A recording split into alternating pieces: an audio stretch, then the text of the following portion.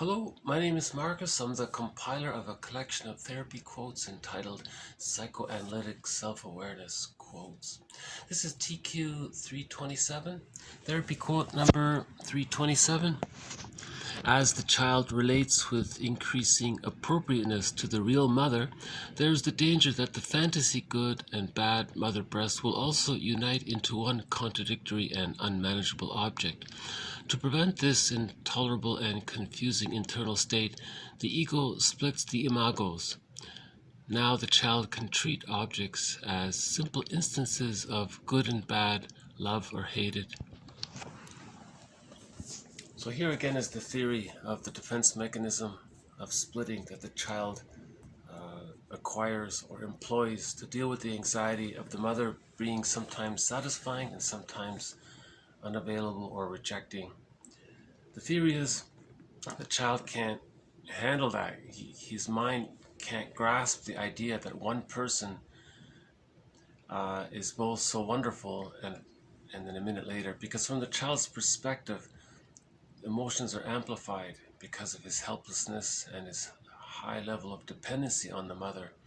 Also consider the size difference. The baby's so small by comparison to a giant from the baby's perspective, and in terms of how helpless he is, the mother is considered so powerful. So from that point of view of the baby, the images are more, they're stronger, like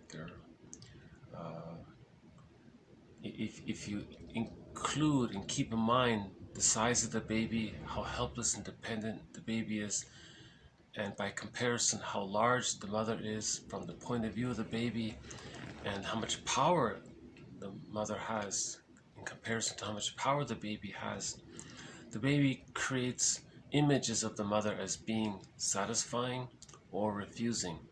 He has to separate them somehow. That's the theory of the defense mechanism of splitting.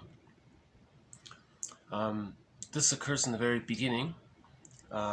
If the positive memories of the mother are good enough and they outweigh the frustrating memories of the mother, as the child gets older, these images come together to form a whole object representation of the mother. Now the child gets it. Mother is one person. She's good enough. She's good for the most part. Sometimes she's not around, but that's okay.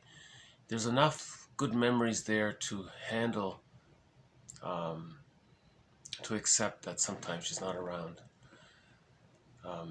But prior to that time, the child can't do that.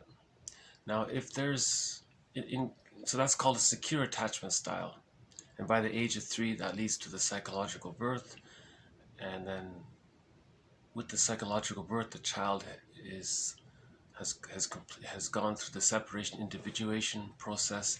Now he has access to his real self. He can connect with his unique individual wishes. He can learn and do things for himself and not feel guilty about it. He can relate to others as mutual persons. It's called whole object relating. So he's himself. He's his real self, as the gift he was given to be himself. He has that at the age of 3. If there's arrested development prior to the age of 3, that's called an insecure attachment style.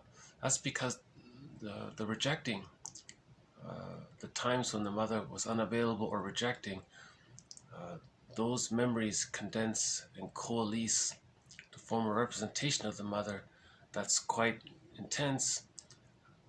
And remember what Fairbairn said, the more rejecting the mother is, the more the baby bonds with the mother. So the child forms a very strong umbilical cord to the rejecting image of the mother. Although the positive side of the mother allowed the baby to connect to the mother, but he's psychically attached to the rejecting side of the mother. So there's that deep ambivalence, there's the splitting.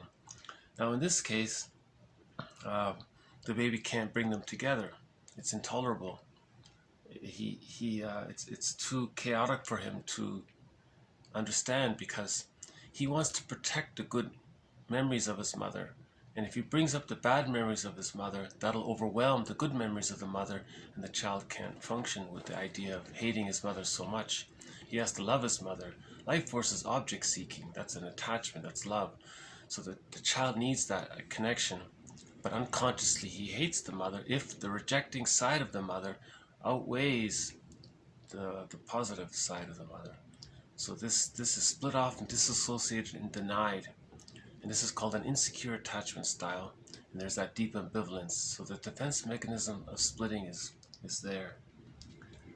Now, fairy tales try to describe this situation. So here's the second part of the quote. If a child unconsciously equates the parents with wild beasts and fairy tale monsters, then the child clearly is not identifying with actual parents as they exist in reality. Instead, the child is identifying with transformed imagos, or images, of the parents created by the child unconsciously. See, here a position isn't taken as to why the fairy tale creatures and the beasts and all that and the monsters are so terrifying. Is it infused with the child's anger, or is it just somehow the child made it in relation to the disparity between the power gap and the size gap and all that? Anyways, it's a moot point really, but the idea is that there's the splitting. With an insecure attachment style,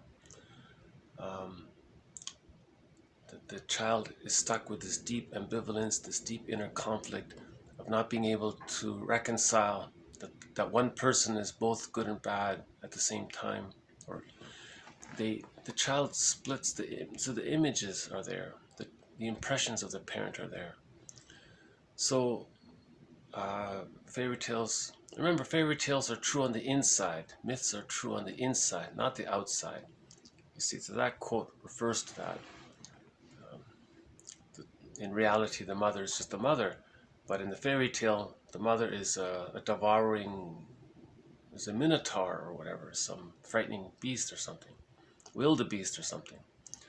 So this is the theory that between birth and 3, the child's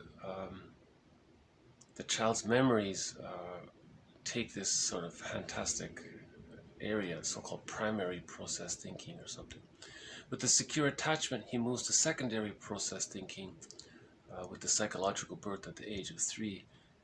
Now a person can, we're talking psychically, of course a person can achieve cognitive advancements and with his chronological age, and he can become a scientist and all that. But psychically, if he's unconsciously still bounded to the mother, then he may find himself with these extreme opinions about things. He may be very prejudiced about things. No one understands why. Where are you getting these ideas from? So that's the unconscious at work. That's a sign of the splitting. Prejudice is a sign of the splitting. Splitting precludes whole object relating, empathy, gratitude, and all the other feelings related to the psychological birth. With the insecure attachment style, the feelings are more about transference love, so idealization or devaluation, and all the feelings related to the abandonment depression associated with the negative union, with the psychic union, with the rejecting side of the mother. And then now, because that's developmental trauma, and when there's a trauma, there's a repetition compulsion. So unconsciously, the psyche is going to try to,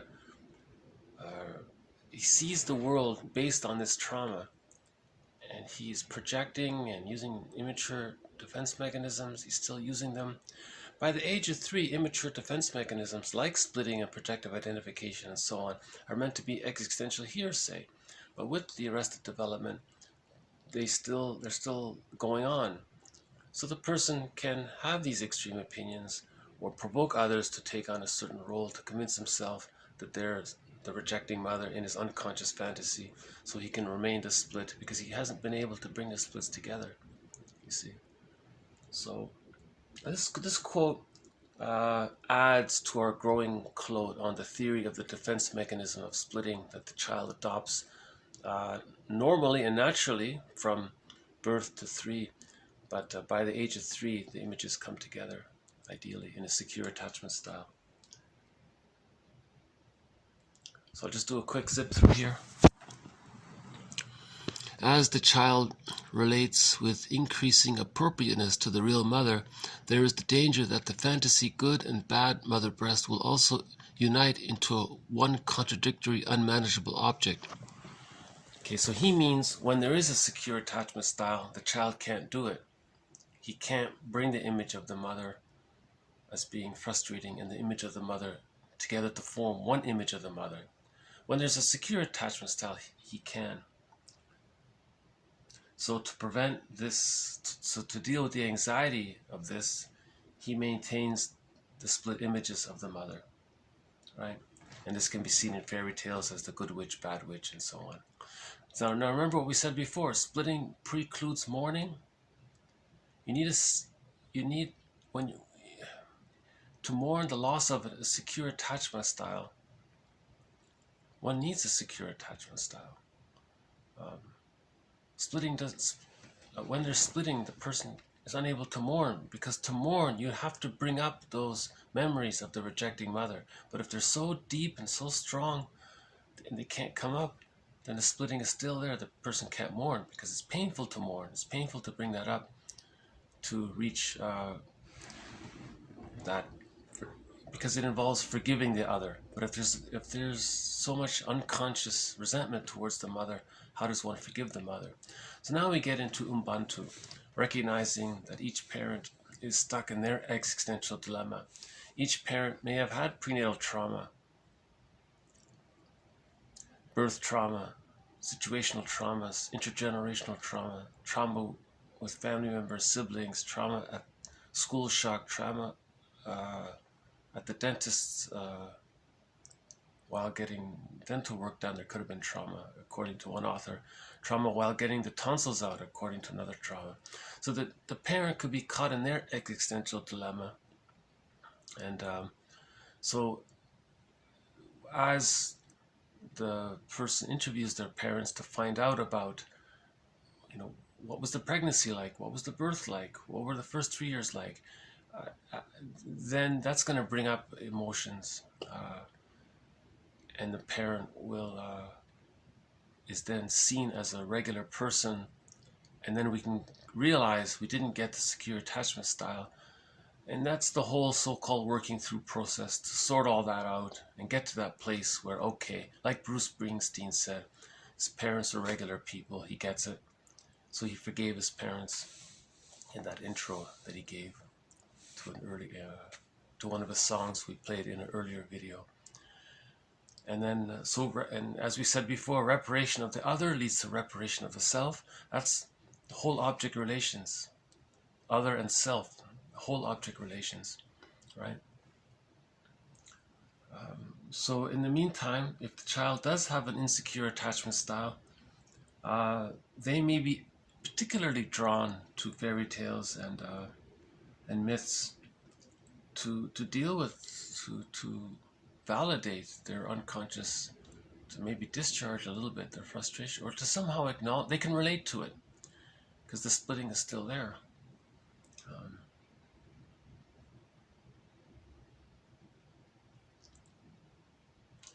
Someone said even the movie Spellbound, that dealt with psychoanalysis, they didn't even fully address the issue of splitting, even in a movie about psychoanalysis.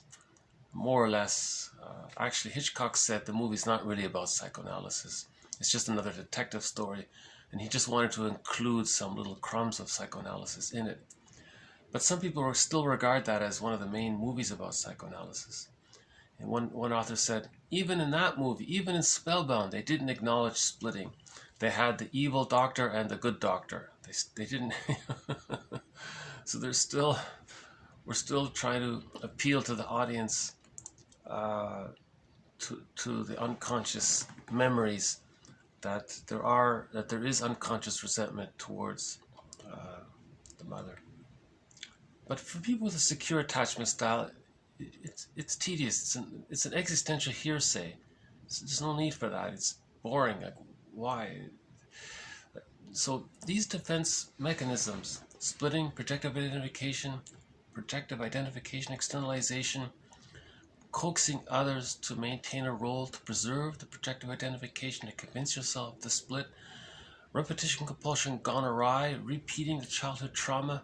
Maybe the person identifies with the aggressor, projects his wounded self onto a non-threatening substitute other, representing the inner child. Now he's going to do to others what was done to him, to communicate what was done to him. He's trying to communicate to the mother, but this is all in fantasies. That's why it's called a secondary delusion. Nobody can travel back to babyhood time to communicate to the mother what she's doing. It's past, it's done. Or the person tries to coax the other person to be better than the mother. But again, they're trying to do the same thing. Miller said that phase of symbiosis from birth to 6 months, that phase is needed for ontological security, for basic trust. That very basic extended womb can never be replayed. It can be mourned, we can mourn it, but we can't replay it. Right? So trying to replay it, that's what's called dysfunction and neurosis and the unlived life, because you're repeating this like Sisyphus over and over again, and it can never be mastered. No one can ever master such a trauma, because you can never literally travel back to babyhood time and change the events that occurred. The events occurred, they can't be changed. We just mourn them and learn from it and all that. But yeah, okay.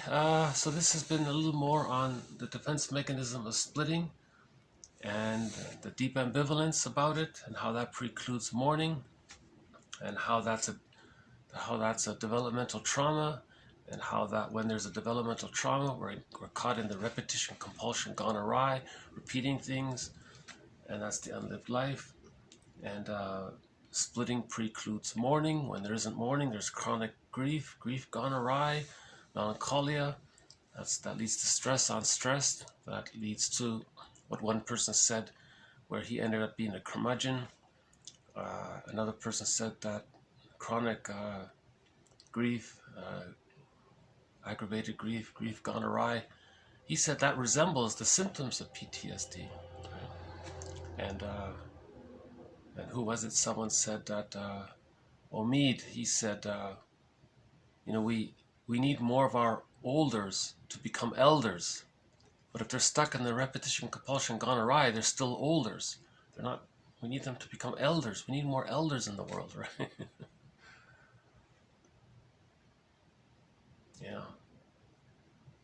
This quote came from some introductory textbook for university students, and they included Klein in that textbook. So maybe textbooks are starting to include object relations theory. Maybe now they're starting to include it, I'm not sure. Right? Usually people study the psychoanalytic perspective after they graduate with their degree in psychology.